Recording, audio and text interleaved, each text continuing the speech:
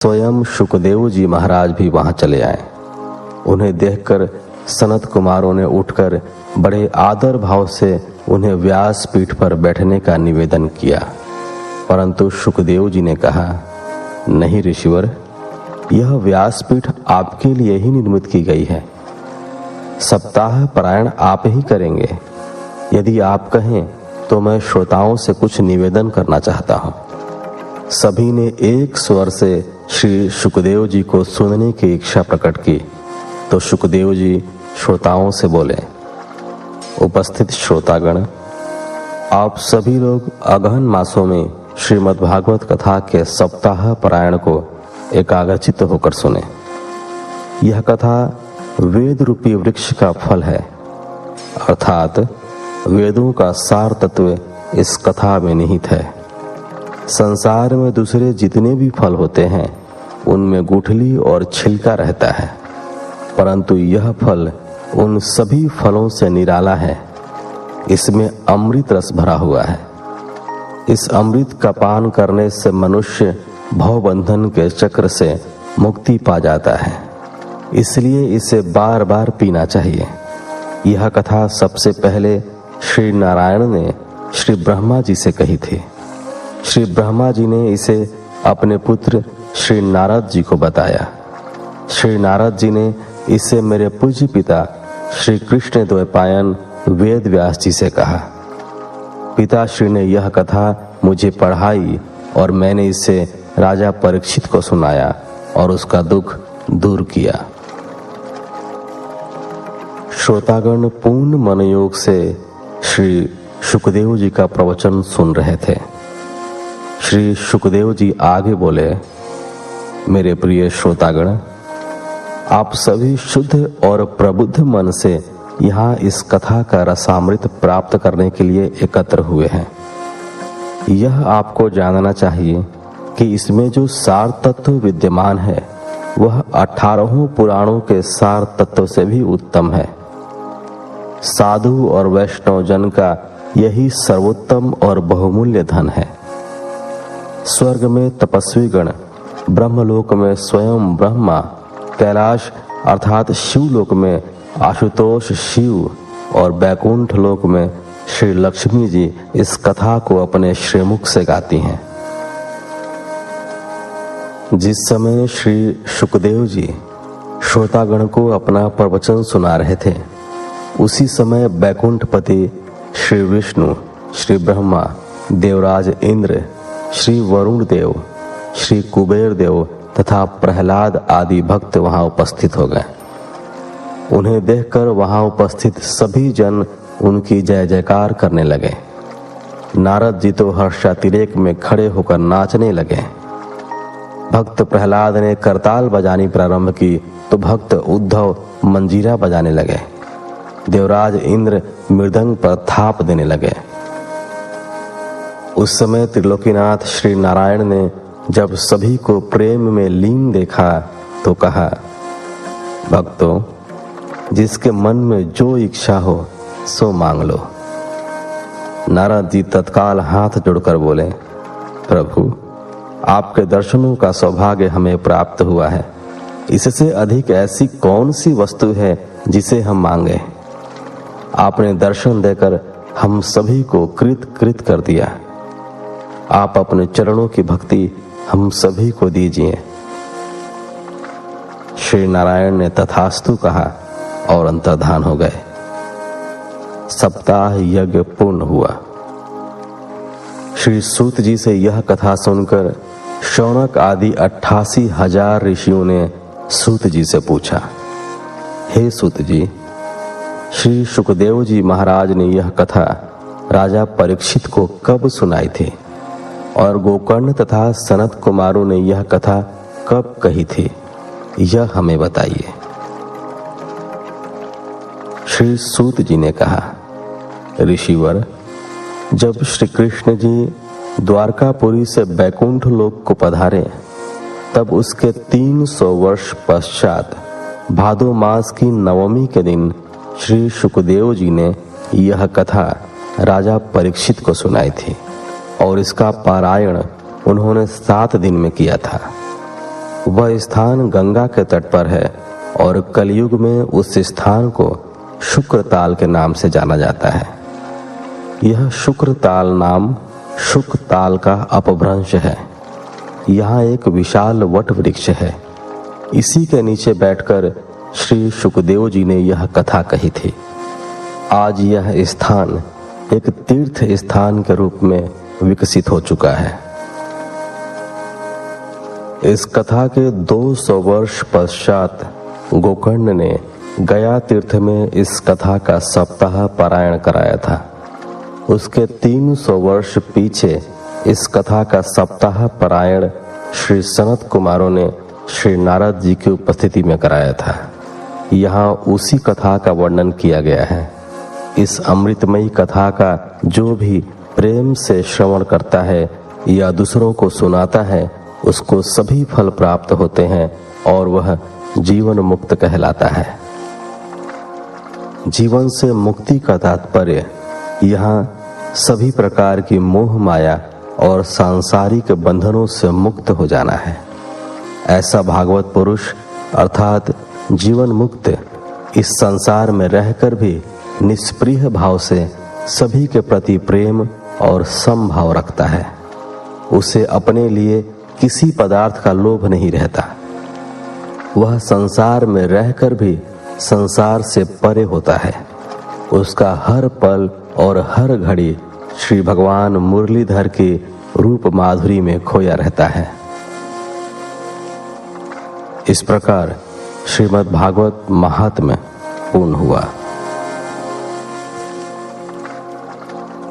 इसके आगे आप प्रथम स्कंध के अध्यायों का श्रवण करेंगे। प्रथम स्कंध। प्रथम स्कंध में कुल अध्यायों की संख्या 19 है। तो चलिए कथा आरंभ करते हैं प्रथम अध्याय से।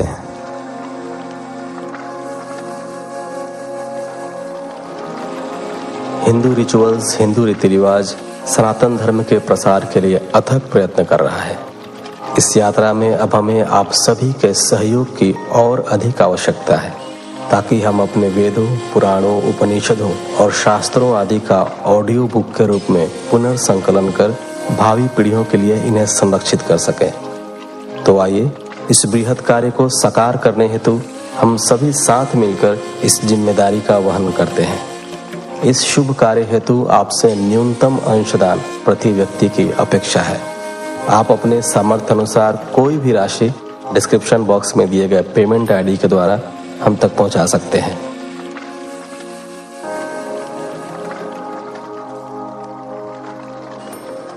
पहला अध्याय। श्री सूत जी से शौनक आदि ऋषियों द्वारा प्रश्न करना। मंगलाचरण।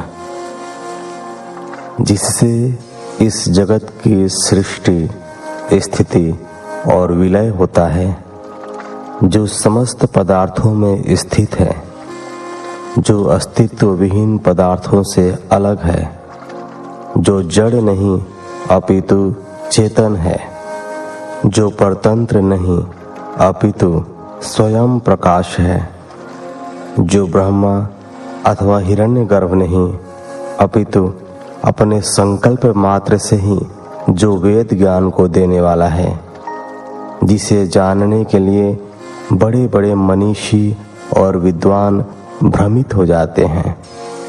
जैसे सूर्य रश्मियों में जल का, जल में स्थल का और स्थल में जल का भ्रम हो जाता है, वैसे ही जिसमें यह त्रिगुणमयी जागृत, स्वप्न और सुषुप्ति सृष्टि मिथ्या होने पर भी वस्तुतः सत्य प्रतीत होती है, उस स्वयं प्रकाश तथा सर्वथा माया से परिपूर्ण होते हुए भी उससे मुक्त रहने वाले परम सत्य स्वरूप परमात्मा का हम ध्यान करते हैं।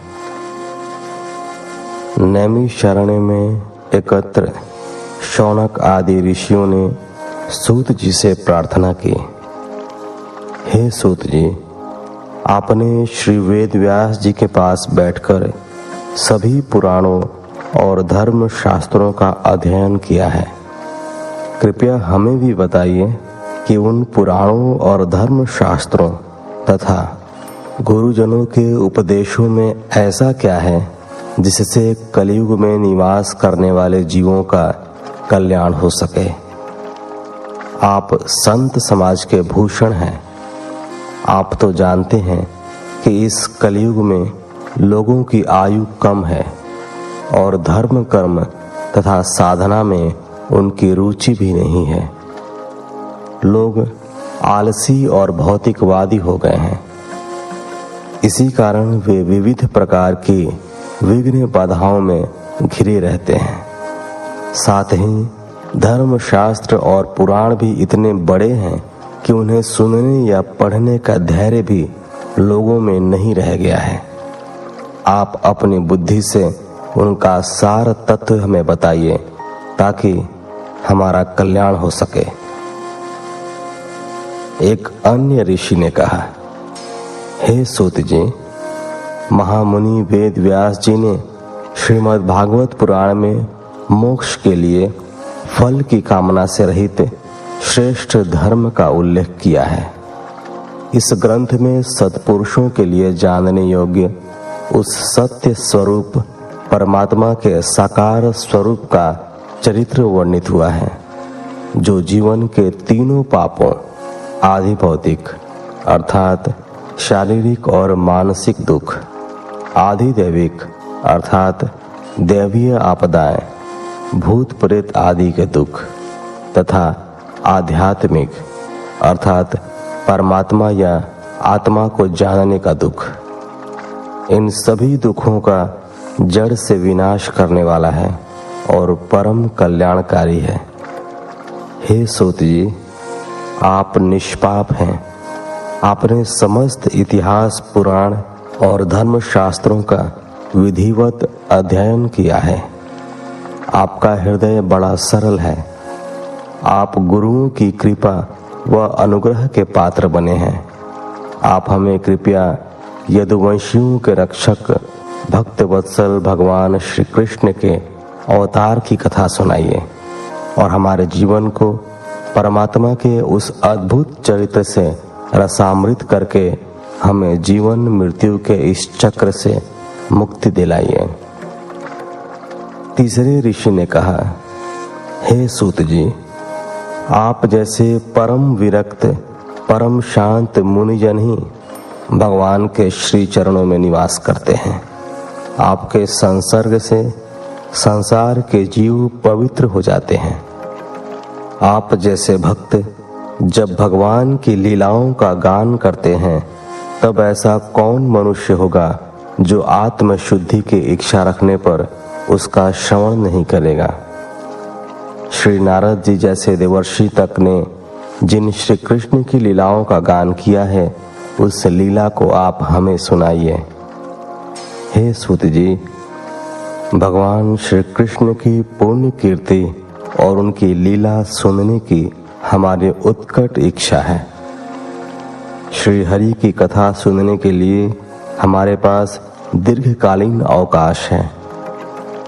जैसे समुद्र पार जाने वालों के लिए कोई कर्णधार मिल जाता है, उसी प्रकार इस भव सागर से पार जाने की इच्छा रखने वाले हम लोगों से सौभाग्यवश ही ब्रह्मा ने आपको हमसे मिलाया है। कृपया हमें बताइए कि धर्म रक्षक ब्राह्मण भक्त योगेश्वर भगवान श्री कृष्ण के अपने धाम में पधार जाने पर धर्म ने अब किसकी शरण ली है। हमने सुना है कि कलयुग के प्रारंभ में श्री कृष्ण जी ने सगुण रूप धरकर श्री बलराम जी के साथ इस धरा पर अवतार लिया था। उस परब्रह्म परमेश्वर की लीलाओं की कथा सुनकर 84 लाख योनियों में जन्म लेने वाला जीव आवागमन के चक्र से मुक्ति पा जाता है। हमें कृपया उन भगवान श्री कृष्ण की पावन कथा सुनाने की कृपा करें।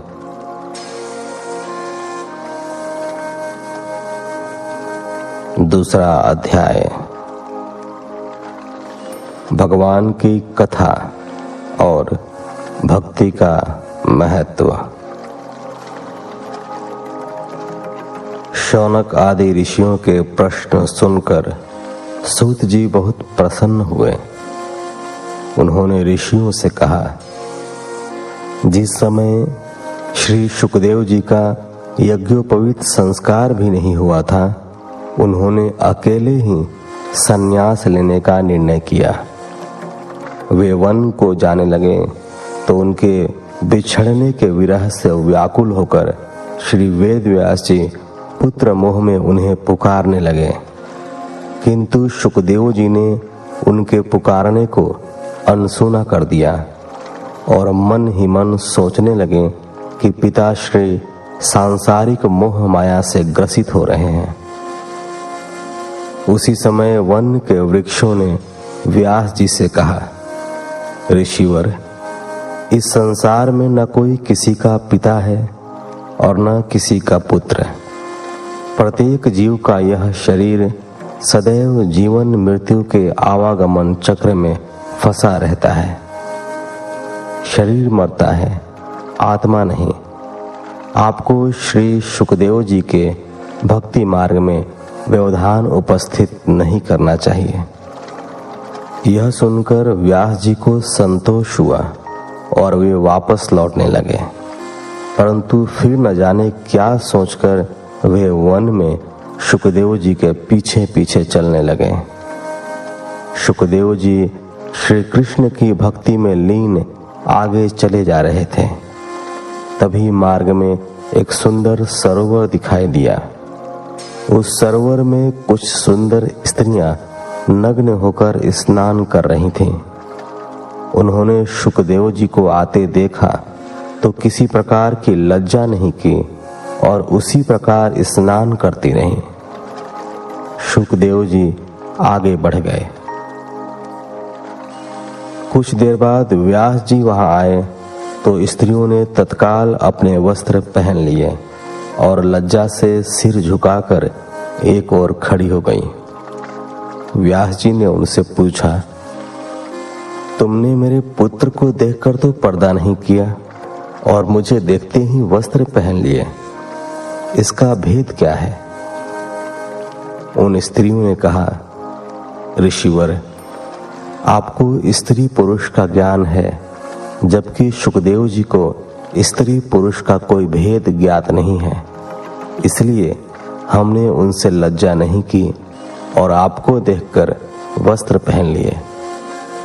स्त्रियों के वचन सुनकर व्यास जी सोचने लगे कि निष्प्रिय और निश्चल भाव से जो भक्त परमात्मा में भक्ति रखता है, उसे इस संसार का कोई मोह नहीं रहता। मेरा पुत्र निश्चय ही परमात्मा का भक्त है। भविष्य में यह लोक हित में ही अपना जीवन यापन करके लोगों का कल्याण करेगा। तभी तो इन स्त्रियों ने मेरी नहीं, इसकी प्रशंसा की है। ऐसा विचार कर वे वापस लौट पड़े। सूत जी बोले, ऋषिवर, मनुष्यों के लिए सर्वश्रेष्ठ धर्म वही है जिससे भगवान श्री कृष्ण में भक्ति भाव उत्पन्न होता है। यह ऐसी भक्ति होती है जिसमें किसी लौकिक पदार्थ की कामना नहीं की जाती। इस भक्ति से मनुष्य का हृदय सच्चिदानंद स्वरूप परमात्मा की उपलब्धि से कृतकृत्य हो जाता है।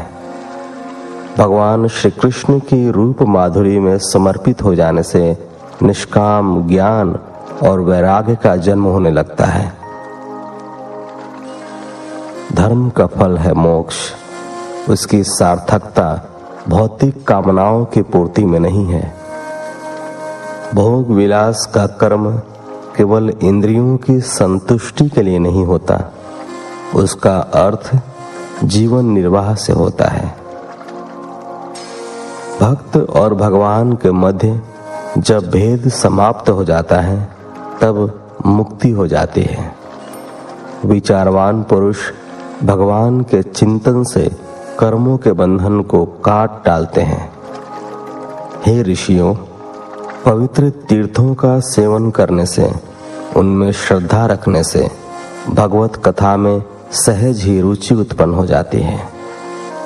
भगवान श्री कृष्ण के यश का श्रवण करने तथा उनके नाम का जप कीर्तन करने से जीवन पवित्र हो जाता है। श्रीमद् भागवत और भगवान के भक्तों का निरंतर श्रवण करने से अशुभ वासनाएं तथा विकारों का नाश हो जाता है, चित्त निर्मल हो जाता है, हृदय में आत्म स्वरूप परमात्मा के साक्षात्कार होते ही सारे बंधन स्वयं ही टूट जाते हैं और हृदय परमानंद की अनुभूति से भर जाता है। सूत जी ने आगे कहा, ऋषियों, इस प्रकृति के 3 गुण हैं, सत्व, रज और तम। इन्हीं गुणों से लिप्त इस सृष्टि के उत्पत्ति, स्थिति और विनाश होता है। धर्मशास्त्रों में श्री ब्रह्मा को इस सृष्टि का जनक, श्री विष्णु को पालक और श्री शिव को संहार करने वाला देवता कहा है। परंतु ब्रह्मांड का सत्व गुण ग्रहण करने वाले श्री हरि हैं।